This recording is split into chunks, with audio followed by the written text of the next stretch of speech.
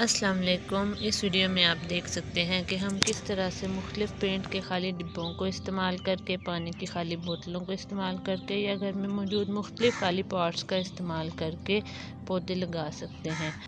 क्योंकि हम जानते हैं कि इंसान में जिस काम को करने के लिए शौक़ और जज्बा होता है, वह उसको करने के लिए मुख्तलिफ़ ज़राए तलाश कर ही लेता है।